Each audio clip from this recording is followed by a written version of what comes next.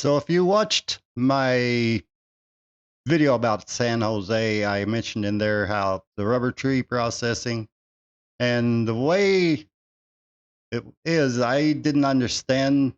I had, I guess, a miscommunication with my girlfriend because I thought you peeled the bark off the tree and the rubber was inside the tree, but that's not the case. It's more like harvesting maple syrup from a maple tree. So I got some pictures as we walked into the jungle or forest, whatever you want to call it, to the plantation. We went through this little village. I didn't even know was there. We drive by the area all the time, but I didn't know that off this path was the village back there. And the caretaker for Ann's rubber tree plantation is back in that area. I guess she lives in that little village. So this is a rubber tree. You can see the bark and everything, how it is. And the leaves, to me, look kind of like what we'd call a popple tree in Michigan. The bark and the leaves kind of resemble that to me. Maybe it's just me.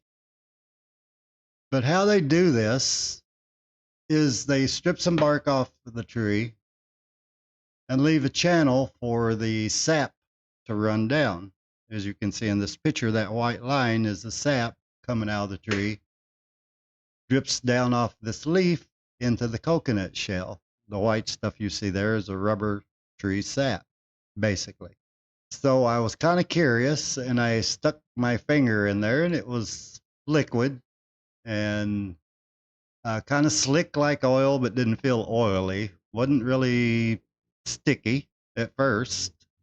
And I played with it a little bit and it got a little stickier and it just, in just a few seconds, uh, made it into a little rubber ball in my hand. And it feels just like rubber. It got hard just like rubber. It didn't take very long. It took me less than a minute after that was on my hand to rub it a little bit. It started getting a little sticky and made a little rubber ball. So I just wanted to clear up my misunderstanding of how rubber tree is harvested and quite an interesting to me the way they did it. I never realized that's how you get rubber from a rubber tree. Now I know. Like I said, it's similar to getting maple syrup from a maple tree. Only maple syrup, you put a spigot in the tree, hang a bucket on it, sap drips in, and you cook it down the maple syrup. And it takes quite a bit of the sap to make maple syrup.